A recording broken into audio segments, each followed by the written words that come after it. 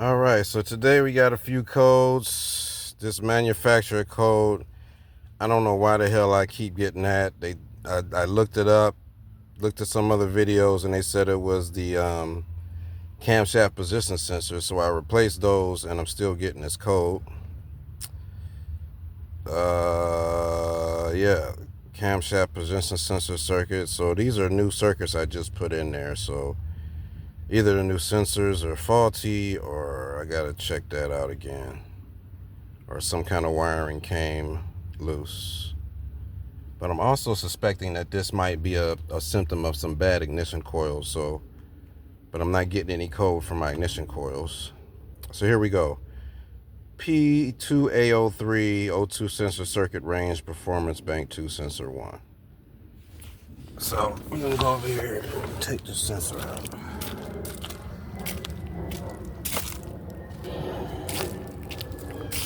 So I'm already in here. I already started. So basically you just go, that's this sensor right here. The one right up here up front, in the front of the engine. Get your special tool and just turn that on out of there. And you gotta get one of these from the AutoZone or something like that. Costs like 15 bucks.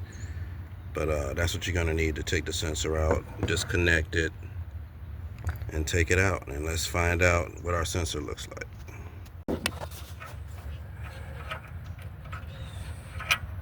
All right. So that's what our sensor looks like. Don't look too clogged or dirty, but we're gonna clean it out anyway just to make sure it's all right.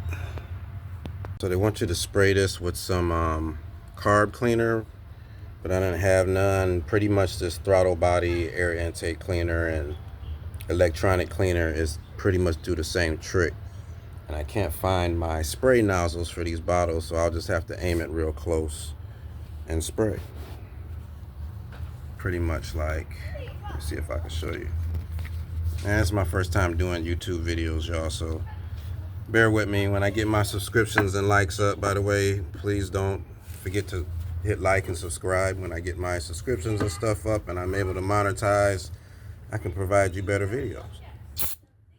But I'm gonna spray this inside those holes and get it all nice and clean. And that right there is how she looks after she's all cleaned out.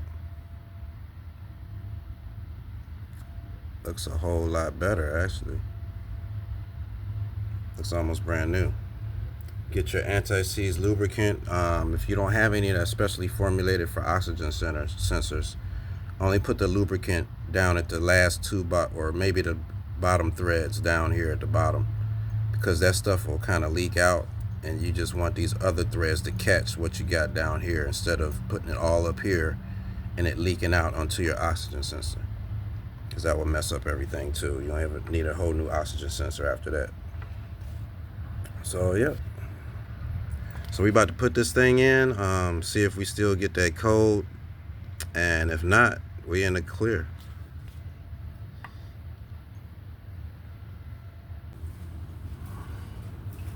There it is. That's about as far as you want that to come up. Right there. Alright, so we got the oxygen sensor, the clean oxygen sensor is back in there. No check engine light so far, but I'm gonna let the engine get up to operating temperature. Right now it's like a little low. But when the engine gets up to operating temperature, like halfway through there, we should get some codes, or sometimes the OBD will give you the codes first. So right now I only got that issue going on. Engine oil temperature sensor low. So now we got to check the oil temperature sensor, which I'm thinking I know what that is. I think some oil got into the cable connectors. So we got to clean that out, spray some stuff in there. But yeah, that's all I'm getting, guys, is to check my oil temperature sensor. No more oxygen sensor codes. The engine has cycled all the way through. So, and that's another thing that was happening too. I was getting a high RPM, like it was going, it would stop probably here with the R. It was revving high, even in idle and park. So now that I'm getting a steady idle, that's a good sign that my oxygen sensor is working. That's gonna save me some fuel economy. The engine temperature is at operating speed now, pretty much. And we still don't have no other warning signs other than here. Let me recycle this. Read the codes. Nope. So the next video will be replacing my engine oil temperature sensor, or at least cleaning it and testing it out. Because a lot of times, y'all, this stuff just needs cleaning. Look at that. No check engine oil, check engine light, but I should be getting one because of this.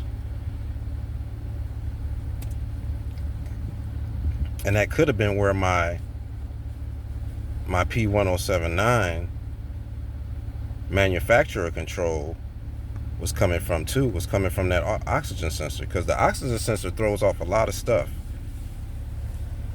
Still nothing.